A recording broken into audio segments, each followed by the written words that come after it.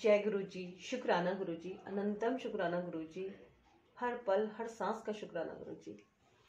संगत जी, आप सबको भी मेरा सुमन आंटी का प्यार भरा जय गुरु जी। संगत जी, आज हम आ गए हैं डे 30 पर और कर रहे हैं हम शिव पुराण का पाठ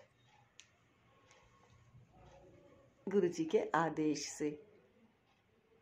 उनके हुक्म से ही होता है जो भी होता है, तो आप माथा टेक लीजिए और मैं आज्ञा लेती हूँ गुरु जी से कि ये पाठ हमारा निर्विघ्न संपन्न हो।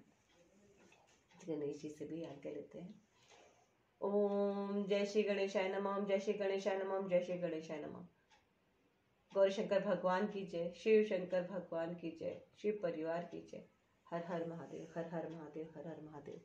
जय गुरु जी, शुक्राना गुरु जी, जय गुरु जी, शुक्राना गुरु जी, जय गुरु शुक्राना गुरु जी। ओम नमः शिवाय, शिव जी सदा साहेब, नमः शिवाय गुरु जी सदा साहेब, नमः शिवाय शिव जी सदा साहेब, नमः शिवाय गुरु जी सदा साहेब, नमः शिवाय शिव जी सदा साहेब, नमः शिवाय गुरु जी सदा साहेब। जय गुरु जी।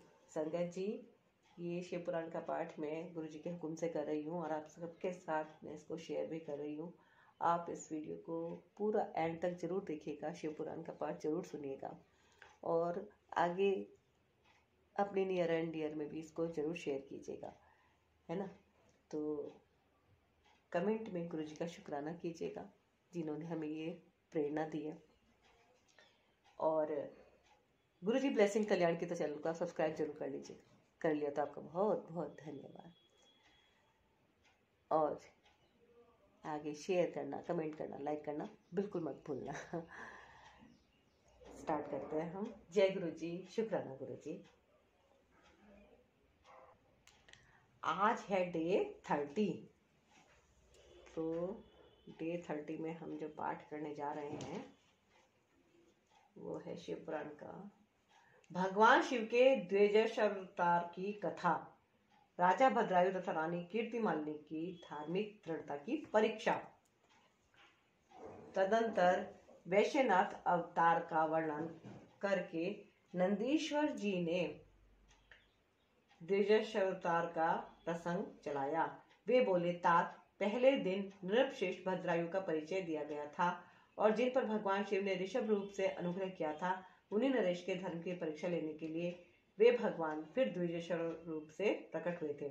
ऋषभ के प्रभाव से रणभूमि में शत्रु पर विजय पाकर शक्तिशाली राजकुमार भद्रायु जब राजे सिंहासन पर आरूढ़ हुए, तब राजा चंद्रांगद तथा रानी सीमांतनी की बेटी सती साध्वी कीर्तिमालिनी के साथ उनका विवाह हुआ। किसी समय राजा भद्रायु ने अपनी धर्मपत्नी के साथ वसंत ऋतु में वन विहार करने के लिए एक गहन वन में प्रवेश किया। उनकी पत्नी शरणागत जनों का पालन करने वाली थी। राजा का भी ऐसा ही नियम था। उन राज दंपत्ति की धर्म में कितनी दृढ़ता है, इसकी परीक्षा के लिए पार्वती सहित भगवान शिव ने एक लीला रची। शिवा और शिव उस वन में ब्राह्मणी और ब्राह्मण के रूप में प्रकट हुए। उन दोनों ने लीलापूर्वक एक मायामय व्याघ्र का निर्माण किया। वे दोनों भय से व्याकुल हो व्याघ्र से थोड़ी ही दूर आगे रोते चिल्लाते भागने लगे और व्याघ्र उनका पीछा करने लगा। राजा ने उन्हें इस अवस्था में देखा। वे ब्राह्मण दंपत्ति भी भय से विह्वल हो महाराज की शरण में गए और इस प्रकार बोले। ब्राह्मण दंपत्ति ने कहा, महाराज हमारी रक्षा कीजिए, रक्षा कीजिए। वह व्याघ्र हम दोनों को खा जाने के लिए आ रहा है। समस्त प्राणियों को काल के समान भय देने वाला यह हिंसक प्राणी हमें अपना आहार बनाए, इसके पूर्व भी आप हम दोनों को बचा लीजिए। उन दोनों का यह करुण क्रंदन सुनकर महावीर राजा ने ज्यों ही धनुष उठाया, त्यों ही वह व्याघ्र उनके निकट आ पहुंचा। उसने ब्राह्मणी को पकड़ लिया। वह बेचारी हाँ नाथ, हाँ प्राण वल्लभ, हाँ शंभु, हाँ जगत गुरु इत्यादि कहकर रोने और विलाप करने लगी। व्याघ्र बड़ा भयानक था। उसने जो ही ब्राह्मणी को अपना ग्रास बनाने की चेष्टा की, त्यों ही भद्रायु ने तीखे बाणों से उसके मर्म में आघात किया, परंतु उन बाणों से उस महाबली व्याघ्र को तनिक भी व्यथा नहीं हुई। वह ब्राह्मणी को बलपूर्वक घसीटता हुआ तत्काल दूर निकल गया। अपनी पत्नी को बाघ के पंजे में पड़ी देख ब्राह्मण को बड़ा दुख हुआ और वह बारंबार रोने लगा। देर तक रोकर उसने राजा भद्रायु से कहा, राजन, तुम्हारे वे बड़े बड़े अस्त्र कहाँ हैं? दुखियों की रक्षा करने वाला तुम्हारा विशाल धनुष कहाँ है? सुना था तुम में 12,000 बड़े बड़े हाथियों का बल है, वह क्या हुआ? तुम्हारे शंख खड्ग तथा मंत्रास्त्र विद्या से क्या लाभ हुआ? दूसरों को क्षीण होने से बचाना क्षत्रिय का परम धर्म है। धर्मज्ञ राजा अपना धन और प्राण देकर भी शरण में आए हुए दीन दुखियों की रक्षा करता है। जो पीड़ितों की रक्षा प्राण रक्षा नहीं कर सकते, ऐसे लोगों के लिए तो जीने की अपेक्षा मर जाना ही अच्छा है। इस प्रकार ब्राह्मण का विलाप और उसके मुख से अपने पराक्रम की निंदा सुनकर राजा ने शोक से मन ही मन इस प्रकार विचार किया, अहो, आज भाग्य के उलटफेर से मेरा पराक्रम नष्ट हो गया है, मेरे धर्म का भी नाश हो गया, अतः अब मेरी संपदा, राज्य और आयु का भी निश्चय ही नाश हो जाएगा। यह विचार कर राजा भद्रायु ब्राह्मण के चरणों में गिर पड़े और उसे धीरज बंधाते हुए बोले, ब्राह्मण, मेरा पराक्रम नष्ट हो गया है। महामते, मुझ क्षत्रियाधम पर कृपा करके शोक छोड़ दीजिए। मैं आपको मनोवांछित पदार्थ दूंगा। यह राज्य, यह रानी और मेरा यह शरीर सब कुछ आपके अधीन है। बोलिए, आप क्या चाहते हैं? ब्राह्मण बोले, राजन, अंधे को दर्पण से क्या काम? जो भिक्षा मांगकर जीवन निर्वाह करता हो वह बहुत से घर लेकर क्या करेगा? जो मूर्ख है उसे पुस्तक से क्या काम, तथा जिसके पास स्त्री नहीं है वह धन लेकर क्या करेगा? मेरी पत्नी चली गई, मैंने कभी काम सुख का उपभोग नहीं किया, अतः काम भोग के लिए आप अपनी इस बड़ी रानी को मुझे दे दीजिए। राजा ने कहा, ब्राह्मण, क्या यही तुम्हारा धर्म है? क्या तुम्हें गुरु ने यही उपदेश किया है? क्या तुम नहीं जानते कि पराई स्त्री का स्पर्श स्वर्ग एवं सुयश की हानि करने वाला है? पर स्त्री के उपभोग से जो पाप कमाया जाता है उसे सैकड़ों प्रायश्चितों द्वारा भी धोया नहीं जा सकता। ब्राह्मण बोले, राजन, मैं अपनी तपस्या से भयंकर ब्रह्म हत्या और मदिरा पान जैसे पाप का विनाश कर डालूंगा, फिर पर स्त्री संगम किस गिनती में है? अतः आप अपनी इस भार्या को मुझे अवश्य दे दीजिए, अन्यथा आप निश्चय ही नरक में पड़ेंगे।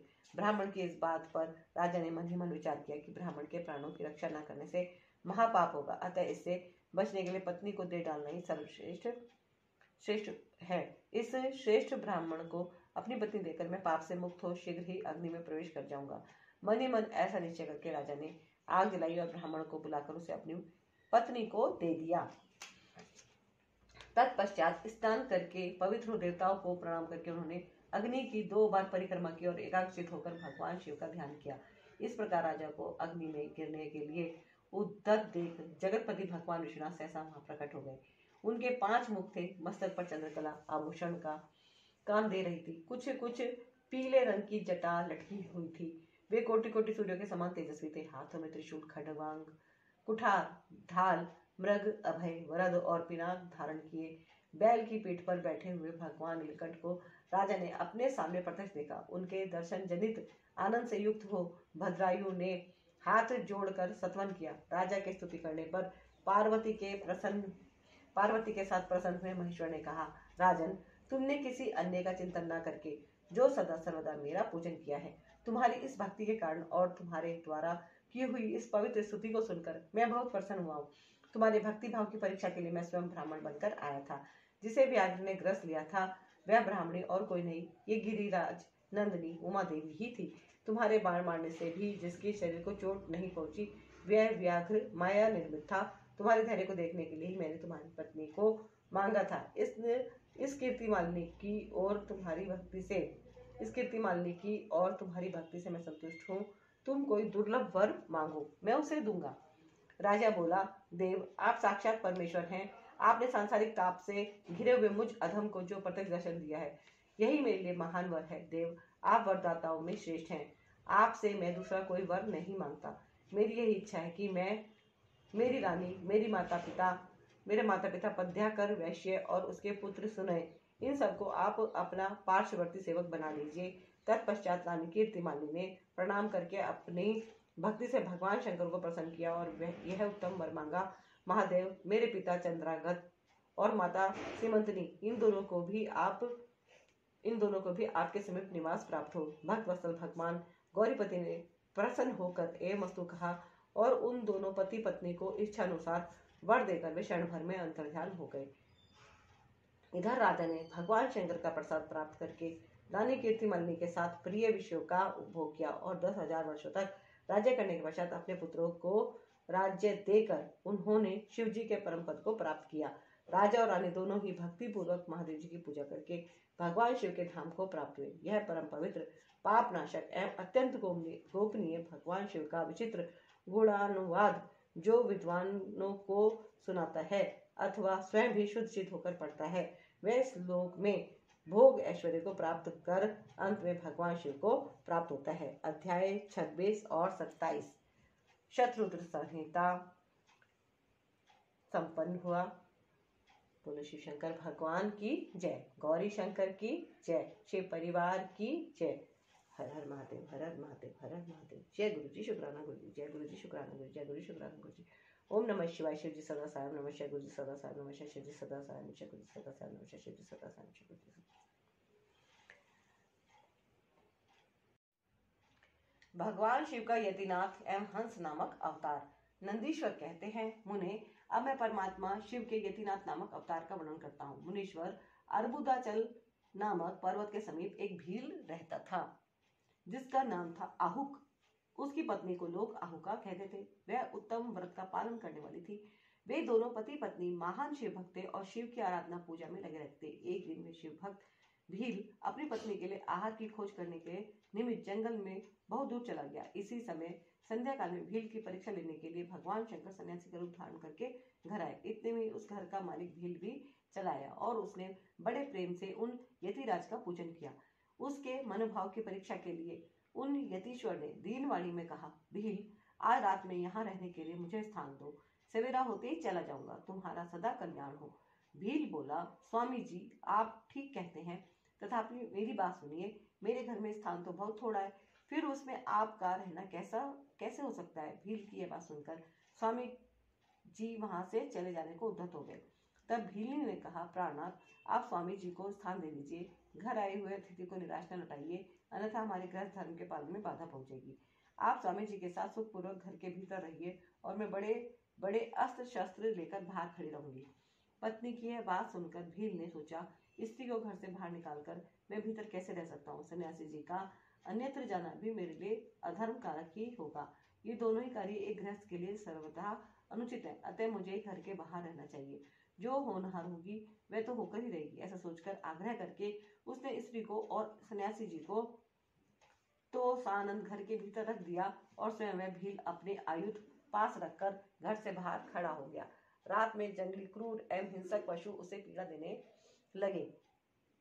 उसने भी यथाशक्ति उनसे बचने के लिए महायत्न किया। इस तरह यत्न करता हुआ वह भील बलवान होकर भी प्रारब्ध प्रेरित हिंसक पशुओं द्वारा बलपूर्वक खा लिया गया। प्रातः काल उठकर जब यति ने देखा कि हिंसक पशुओं ने वनवासी भील को खा डाला है, तब उन्हें बड़ा दुख हुआ। सन्यासी को दुखी देख भील ने दुख से व्याकुल होने पर भी धैर्य पूर्वक उस दुख को दबाकर यूं बोली, स्वामी जी आप दुखी किस लिए हो रहे हैं। इन भीलराज का तो इस समय कल्याण ही हुआ है। ये धन्य और कृतार्थ हो गए जो इन्हें ऐसी मृत्यु प्राप्त हुई। मैं चिता की आग में जलकर इनका अनुसरण करूंगी। आप प्रसन्नतापूर्वक मेरे लिए एक चिता तैयार कर दें, क्योंकि स्वामी का अनुसरण करना स्त्रियों के लिए सनातन धर्म है। उसकी बात सुनकर सन्यासी जी ने स्वयं चिता तैयार की और भीलनी ने अपने धर्म के अनुसार उसमें प्रवेश किया।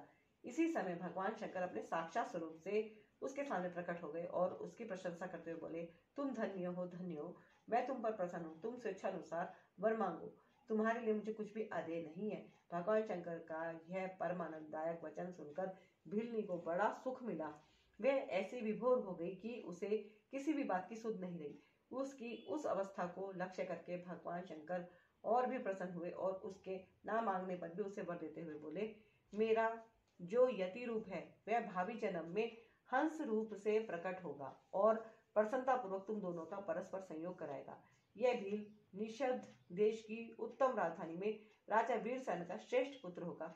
उस समय नल के नाम से इसकी ख्याति होगी और तुम विदर्भ नगर में भीमराज की पुत्री दमयंती होगी। तुम दोनों मिलकर राजभोग भोगने के पश्चात वह मोक्ष प्राप्त करोगे, जो बड़े बड़े योगेश्वरों के लिए भी दुर्लभ है। नंदीश्वर जी कहते हैं, मुने ऐसा कहकर भगवान शिव उस समय लिंग रूप में स्थित हो गए। वह भील अपने धर्म से विचलित नहीं हुआ था, अतः उसी के नाम पर उस लिंग को अचलेश संज्ञा दी गई। दूसरे जन्म में वह आहुक नामक भील नैषध नगर में वीरसेन का पुत्र हो महाराज नल के नाम से व्याख्यात हुआ और आहुका नाम की भीलनी विदर्भ नगर में राजा भीमसेन की पुत्री दमयंती हुई और वे यतिनाथ शिव महाहंस रूप में प्रकट हुए। उन्होंने दमयंती का नल के साथ विवाह कराया। पूर्व जन्म के सत्कार जनित पुण्य से प्रसन्न हो भगवान शिव ने हंस का रूप धारण कर उन दोनों को सुख दिया। हंसावतारधारी शिव भांति भांति की बातें करने और संदेश पहुंचाने में कुशल थे। वे नल और दंपति दोनों के लिए परमानंददायक हुए। बोलो शिव शंकर भगवान की जय, गौरी शंकर की जय, शिव परिवार की जय।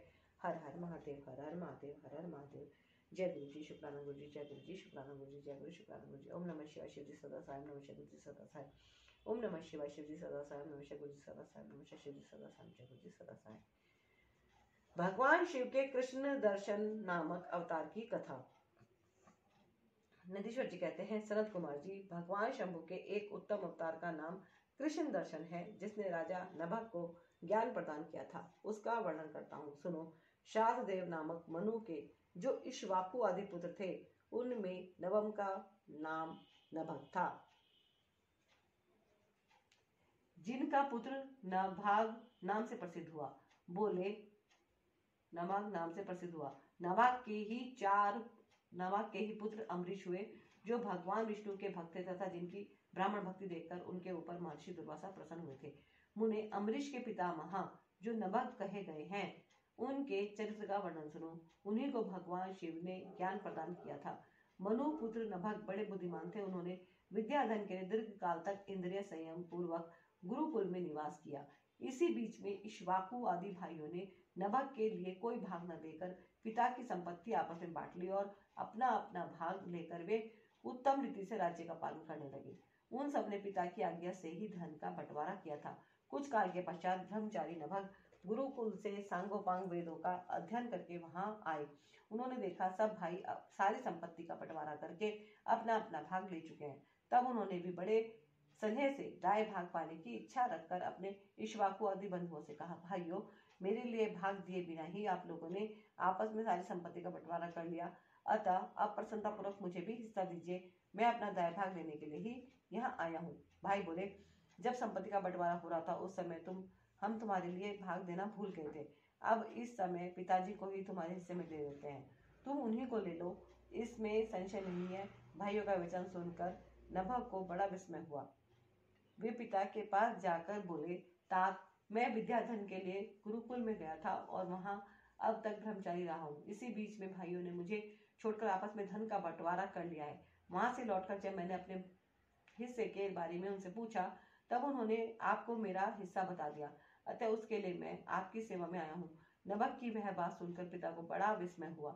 शाहदेव ने पुत्र को आश्वासन देते हुए कहा, बेटा, भाइयों की इस बात पर विश्वास न करो, वह उन्होंने तुम्हें ठगने के लिए कहा है।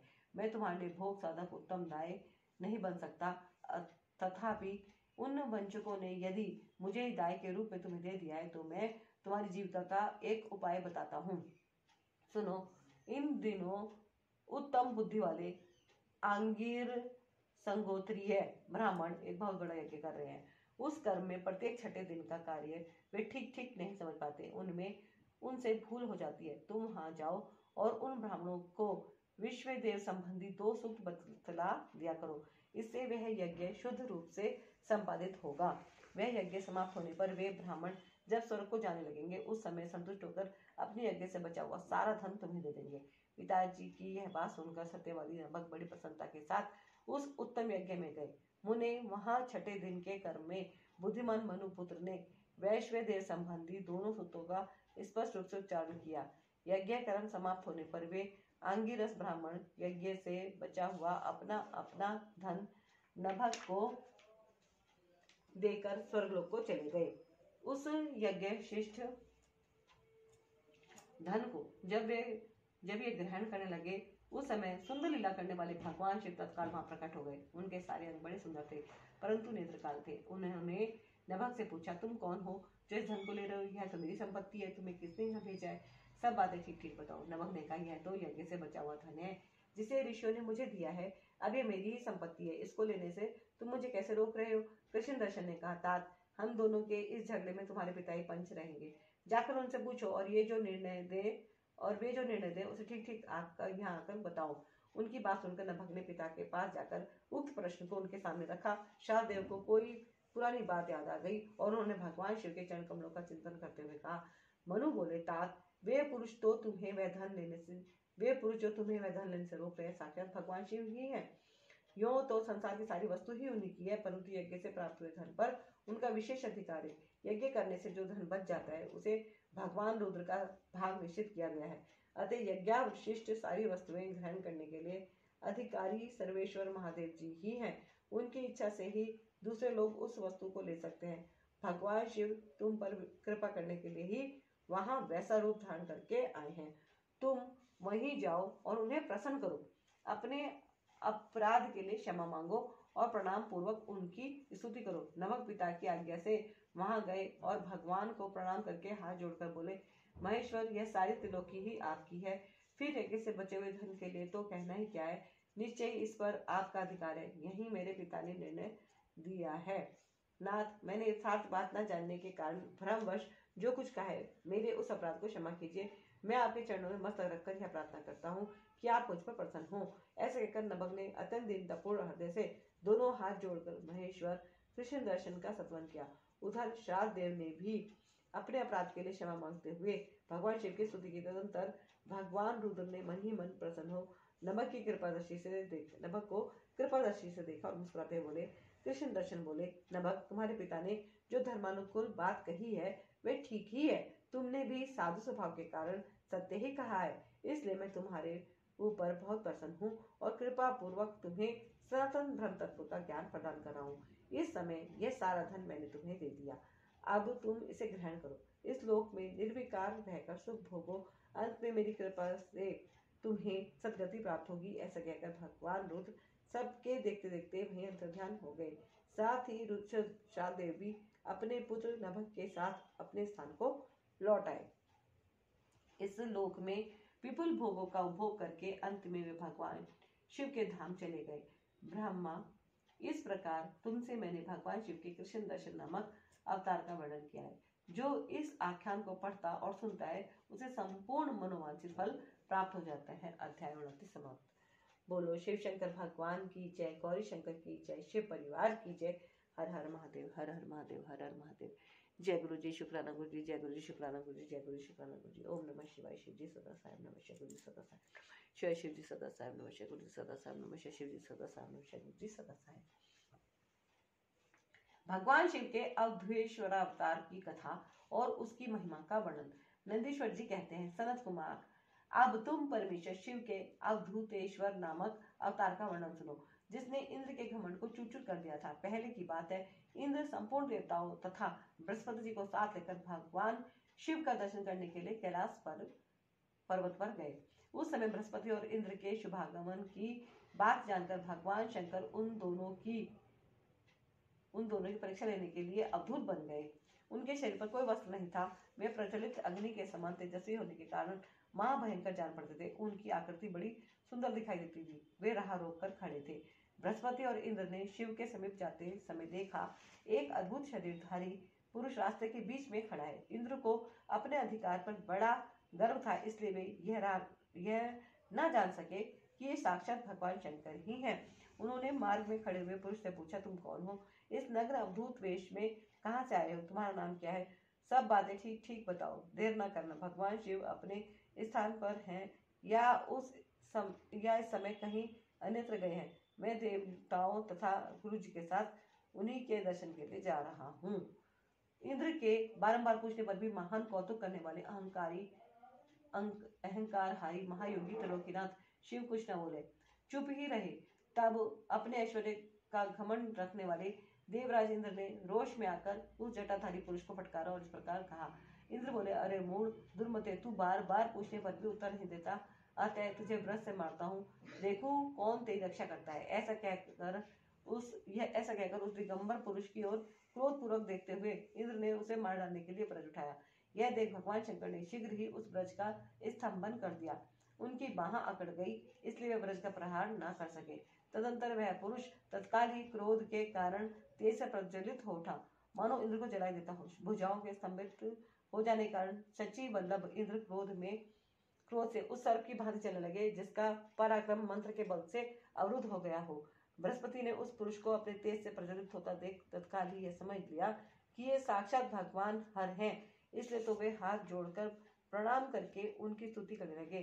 स्तुति के पश्चात उन्होंने इंद्र को उनके चरणों में गिरा दिया और कहा, दीनानाथ महादेव, यह इंद्र आपके चरणों में पड़ा है, आप इसका और मेरा उद्धार करें। हम दोनों पर क्रोध नहीं, प्रेम करें। महादेव शरणागत इंद्र की रक्षा कीजिए। आपके ललाट से प्रकट हुई यह आग इन्हें जलाने के लिए आ रही है। बृहस्पति जी की यह बात सुनकर अद्भुत वेशधारी करुणा सिंधु शिव ने हंसते हुए कहा, अपने नेत्र से रोषवश बाहर निकली हुई अग्नि को मैं पुनः कैसे धारण कर सकता हूँ? क्या सर्व अपनी छोड़ी हुई केचली को फिर ग्रहण करता है? बृहस्पति बोले, देव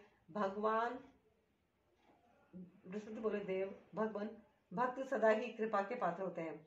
आप अपने भक्त वत्सल नाम को चरितार्थ कीजिए और इस भयंकर तेज को कहीं अन्यत्र डाल दीजिए। रुद्र ने कहा, देव गुरु, मैं तुम पर प्रसन्न हूँ, इसलिए उत्तम वर देता हूँ। इंद्र को जीवन दान देने के कारण आज से तुम्हारा एक नाम जीव भी होगा। मेरे ललाटवर्ती नेत्र से जो ये आग प्रकट हुई है, इसे देवता नहीं सह सकते, अतः इसको मैं बहुत दूर छोड़ूंगा, जिससे यह इंद्र को पीड़ा ना दे सके। ऐसा कहकर अपने तेज स्वरूप उस अद्भुत अग्नि को हाथ में लेकर भगवान शिव ने शार समुद्र में फेंक दिया। वहां फेंके जाते ही भगवान शिव का वह तेज तत्काल एक बालक के रूप में परिणित हो गया, जो सिंधु पुत्र जलंधर नाम से व्याख्यात हुआ। फिर देवताओं की प्रार्थना से भगवान शिव ने ही असुरों के स्वामी जलंधर का वध किया था। अवधूत रूप से ऐसी सुंदर लीला करके लोक कल्याणकारी शंकर वहां से अंतर्ध्यान हो गए। फिर सब देवता अत्यंत निर्भय एवं सुखी हुए। इंद्र और बृहस्पति भी उस भय से मुक्त हो उत्तम सुख के भागी हुए, जिसके लिए उनका आना हुआ था। वे भगवान शिव का दर्शन पाकर कृतार्थ हुए और इंद्र और बृहस्पति प्रसन्नता पूर्वक अपने स्थान को चले गए। सनत कुमार, इस प्रकार मैंने तुमसे परमेश्वर शिव के अवधूतेश्वर नामक अवतार का वर्णन किया है, जो दुष्टों को दंड एवं भक्तों को परम आनंद प्रदान करने वाला है। यह दिव्य आख्यान पाप का निवारण करके यश, स्वर्ग, भोग, मोक्ष तथा संपूर्ण मनोवांछित फल की प्राप्ति कराने वाला है। जो प्रतिदिन एकाग्रचित्त हो इसे सुनता या सुनाता है, वह इन लोक में संपूर्ण सुखों का उपभोग करके अंत में शिव की गति प्राप्त कर लेता है। अध्याय 30 शतरुद्र संहिता संपूर्ण। बोलो शिव शंकर भगवान की जय, गौरी शंकर की जय, शिव परिवार की जय। हर हर महादेव, हर हर महादेव, हर हर महादेव। जय गुरु जी, शुक्राना गुरु जी, जय गुरु जी, शुक्राना गुरु जी, जय गुरु शुक्राना गुरु जी। ओम नमः शिवाय। शिव जी सदा साहेब, नमः शिवाय गुरु जी सदा साहेब। ओम नमः शिवाय। शिव जी सदा साहेब, नमः शिवाय गुरु जी सदा साहेब, नमः शिवाय। शिव जी सदा साहेब, नमः शिवाय गुरु जी सदा साहेब। भगवान शिव के भिक्षु वरीयावतार की कथा, राजकुमार और द्विज कुमार पर कृपा। नंदीश्वर जी कहते हैं, मुनिश्रेष्ठ, अब तुम भगवान शंभु के नारी संदेह भंजक भिक्षु अवतार का वर्णन सुनो, जिसे उन्होंने अपने भक्त पर दया करके ग्रहण किया था। विदर्भ देश में सत्यरथ नाम से प्रसिद्ध एक राजा थे, जो धर्म में तत्पर, सत्यशील और बड़े बड़े शिव भक्तों से प्रेम करने वाले थे। धर्म पूर्वक पृथ्वी का पालन करते हुए उनका बहुत सा समय सुख पूर्वक बीत गया। तदंतर किसी समय शाल देश के राजाओं ने उस राजा की राजधानी पर आक्रमण करके उसे चारों ओर से घेर लिया। बलोन्मत्त शाल्व देशीय क्षत्रिय के साथ, जिनके पास बहुत बड़ी सेना थी, राजा सत्यरथ का बड़ा भयंकर युद्ध हुआ। शत्रुओं के साथ दारुण युद्ध करके उनकी बड़ी भारी सेना नष्ट हो गई। फिर देव योग से राजा भी शाल्वों के हाथ से मारे गए। उन नरेश के मारे जाने पर मरने से बचे हुए सैनिक मंत्रों सहित भय से विहित हो भाग खड़े हुए। मुने, इस समय विदर्भ राज सत्यरथ की महारानी शत्रुओं से घिरी होने पर भी कोई प्रयत्न करके रात के समय अपने नगर से बाहर निकल गई। वे गर्भवती थी, अतः शोक से संतप्त हो भगवान शंकर के चरणारविंदों का चिंतन करती हुई वे धीरे धीरे पूर्व दिशा की ओर बहुत दूर चली गई। सवेरा होने पर रानी ने भगवान शंकर की दया से एक निर्मल सरोवर देखा। उस समय तक वे बहुत दूर का रास्ता तय कर चुकी थी। सरोवर के तट पर आकर वे सुकुमार रानी एक छायादार वृक्ष के नीचे बैठ गई। भाग्यवश उसी निर्जन स्थान में वृक्ष के नीचे ही रानी ने उत्तम गुणों से युक्त शुभ मुहूर्त में एक दिव्य बालक को जन्म दिया, जो सभी शुभ लक्षणों से संपन्न था। दैववश उस बालक की जननी महारानी को बड़ी जोर से प्यास लगी। तब वे पानी पीने के लिए उस सरोवर में उतरी। इतने में एक बड़े भारी ग्रह ने आकर रानी को अपना ग्रास बना लिया। वह बालक पैदा होते ही माता पिता से हीन हो गया और भूख प्यास से पीड़ित हो उस तालाब के किनारे जोर जोर से रोने लगा। इतने में उस पर कृपा करके भगवान महेश्वर वहां आ गए और उस शिशु की रक्षा करने लगे। उन्हीं की प्रेरणा से एक ब्राह्मणी अकस्मात वहां आ गई। वह विधवा थी, घर घर भीख मांगकर जीवन निर्वाह करती थी और अपने 1 वर्ष के बालक को गोद में लिए वह उस तालाब के तट पर पहुंची थी। उसने एक अनाथ शिशु को वहां क्रंदन करते देखा। निर्जन वन में उस बालक को देखकर ब्राह्मणी को बड़ा विस्मय हुआ और वह मन ही मन विचार करने लगी, अहो, यह मुझे इस समय बड़े आश्चर्य की बात दिखाई देती है कि यह नवजात शिशु जिसकी नाल भी अभी तक नहीं कटी है, पृथ्वी पर पड़ा है। इसकी माँ भी नहीं है, पिता आदि दूसरे कोई सहायक भी यहाँ नहीं दिखाई देते। क्या कारण हो गया? ना जाने किसका पुत्र है। इसे जानने वाला यहाँ कोई भी नहीं है जिससे इसके जन्म के विषय में पूछूं। इसे देखकर मेरे हृदय में करुणा उत्पन्न हो गई है। मैं इस बालक को अपने औरस पुत्र की भांति पालन पोषण करना चाहती हूँ, परंतु इसके कुल और जन्म आदि का ज्ञात न होने के कारण इसे छूने का साहस नहीं होता। ब्राह्मणी जब इस प्रकार विचार कर रही थी, उसी समय भक्त वत्सल भगवान शंकर ने बड़ी कृपा की। बड़ी बड़ी लीला करने वाले महेश्वर एक सन्यासी का रूप धारण करके सहसा वहां आ पहुंचे, जहां वह ब्राह्मणी संदेह में पड़ी हुई थी और यथार्थ बात को जानना चाहती थी। श्रेष्ठ भिक्षु का रूप धारण करके आए हुए करुणा निधान शिव ने उससे हंसकर कहा, ब्राह्मणी, अपने चित्त में संदेह और खेद को स्थान ना दो। यह बालक परम पवित्र है, तुम इसे अपना ही पुत्र समझो और प्रेम पूर्वक इसका पालन करो। ब्राह्मणी बोली, प्रभु, आप मेरे भाग्य से यहाँ पधारे हैं। इसमें संदेह नहीं है कि मैं आपकी आज्ञा से इस बालक का अपने पुत्र की भांति पालन पोषण करूंगी। तथापि मैं विशेष रूप से यह जानना चाहती हूँ कि वास्तव में यह कौन है, किसका पुत्र है और आप कौन हैं जो इस समय यहाँ पधारे हैं। भिक्षुवर, मेरे मन में बार बार यह बात आती है कि आप करुणा सिंधु शिव ही हैं और यह बालक पूर्व जन्म में आपका भक्त रहा है। किसी कर्म दोष से यह इस दुर्अवस्था में पड़ गया है। इसे भोग कर यह पुनः आपकी कृपा से परम कल्याण का भागी होगा। मैं भी आपकी माया से ही मोहित मार्ग भूल कर यहाँ आ गई हूँ। आपने ही इसके पालन के लिए मुझे यहाँ भेजा है। भिक्षु प्रवर शिव ने कहा, ब्राह्मणी सुनो, यह बालक शिव भक्त विदर्भराज सत्यरथ का पुत्र है। सत्यरथ को शाल्व देशीय क्षत्रियों ने युद्ध में मार डाला। उनकी पत्नी अत्यंत व्यग्र हो रात में शीघ्रतापूर्वक अपने महल से बाहर भाग आई। उन्होंने यहाँ आकर इस बालक को जन्म दिया।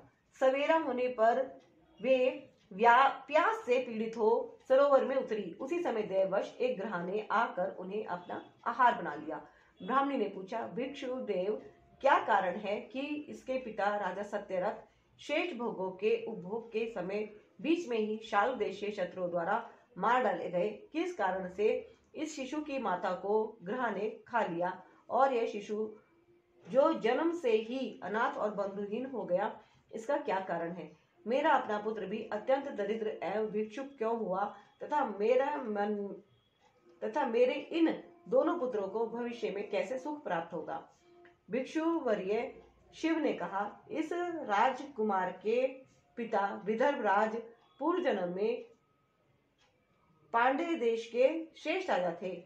वे सब धर्मों के ज्ञाता थे और संपूर्ण पृथ्वी का धर्म पूर्वक पालन करते थे। एक दिन प्रदोष काल में राजा भगवान शंकर का पूजन कर रहे थे और बड़ी भक्ति से त्रिलोकीनाथ महादेव जी की आराधना में संलग्न थे।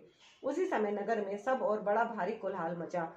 उस उत्कट शब्द को सुनकर राजा ने बीच में ही भगवान शंकर की पूजा छोड़ दी और नगर में शोक फैलने की आशंका से राजभवन से बाहर निकल गए। इसी समय राजा का महाबली मंत्री शत्रु को पकड़कर उनके समीप ले आया। वह शत्रु पांडे राज का ही सामंत था। उसे देखकर राजा ने क्रोधपूर्वक उसका मस्तक कटवा दिया। शिव पूजा छोड़कर नियम को समाप्त किए बिना ही राजा ने रात में भोजन भी कर लिया। इसी प्रकार राजकुमार भी प्रदोष काल में शिव जी की पूजा किए बिना ही भोजन करके सो गया। वही राजा दूसरे जन्म में विदर्भराज हुआ। शिव जी की पूजा में विघ्न होने के कारण शत्रु ने उसको सुख भोग के बीच में ही मार डाला।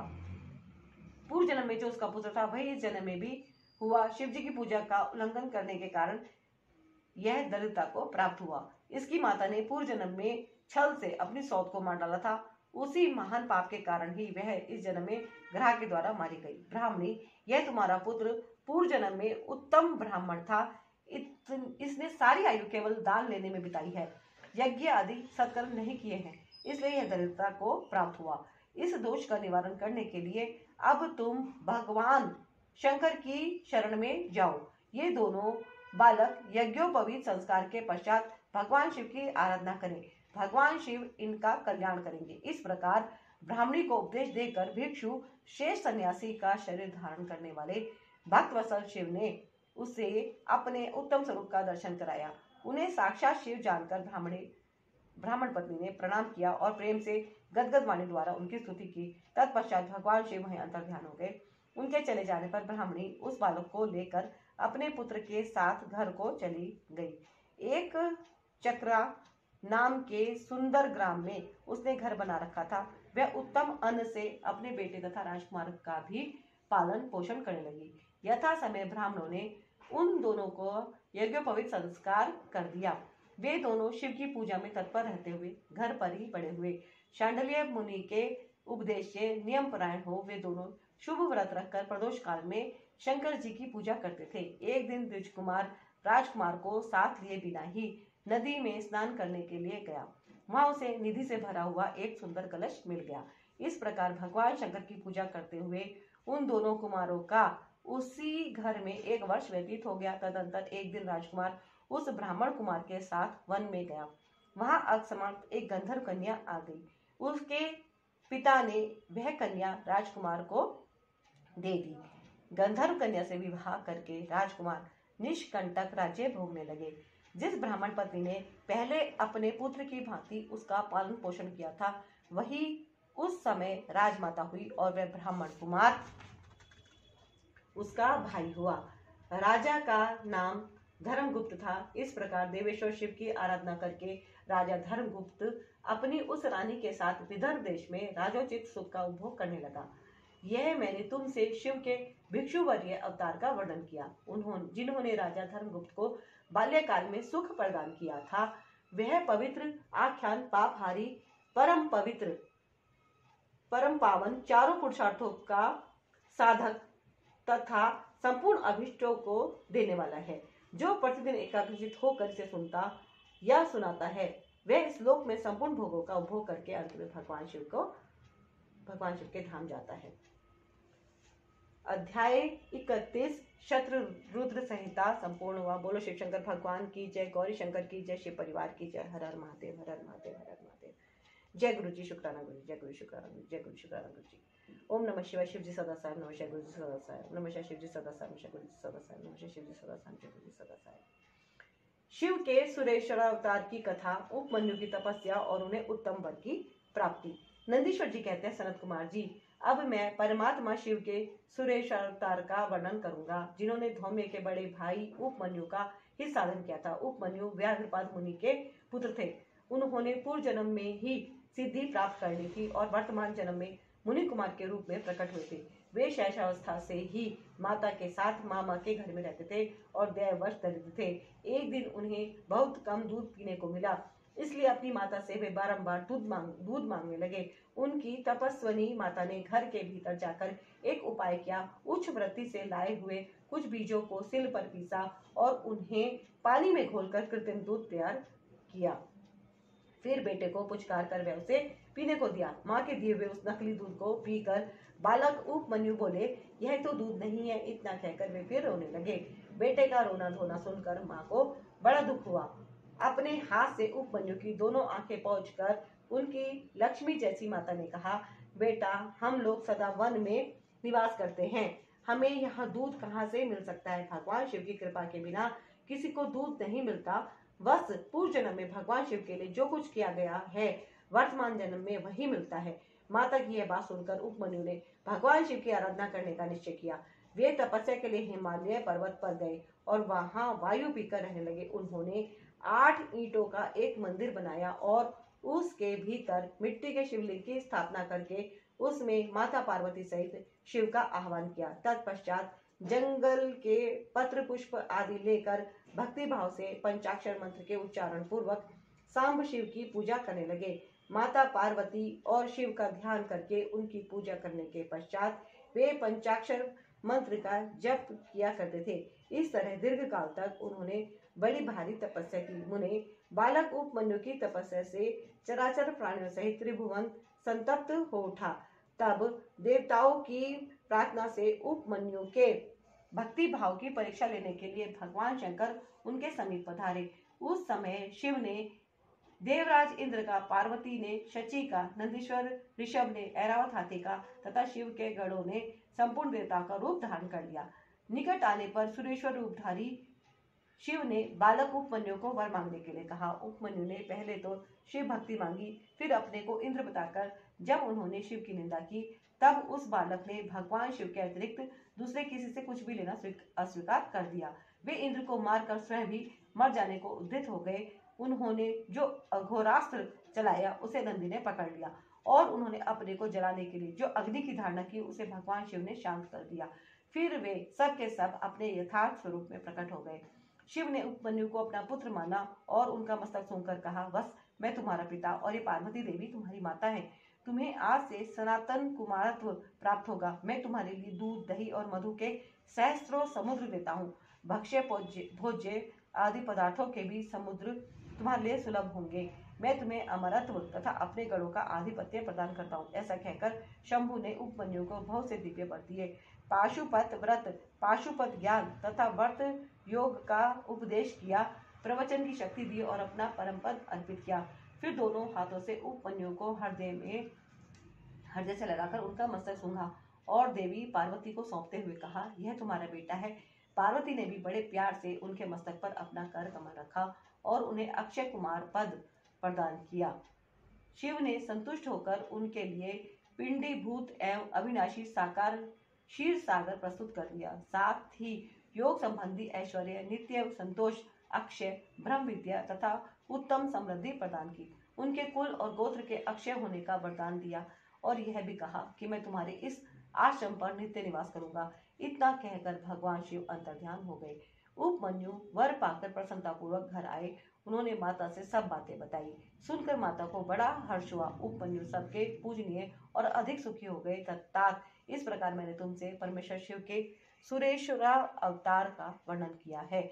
यह अवतार सत्पुरुषों को सदा ही सुख देने वाला है। सुरेश्वरा अवतार की यह कथा पाप को दूर करने वाली तथा संपूर्ण मनोवांछित फलों को देने वाली है। जो इसे भक्तिपूर्वक सुनता है या सुनाता है वह संपूर्ण सुखों को भोग कर अंत में भगवान शिव को प्राप्त होता है। अध्याय 32 शत्रुद्र संहिता संपूर्ण हुआ। बोलो शिव शंकर भगवान की जय, गौरी शंकर की जय, शिव परिवार की जय। हर हर महादेव, हर हर महादेव, हर हर महादेव। लेते हैं गुरु जी से आज्ञा। जय गुरु जी, शुक्राना गुरु जी।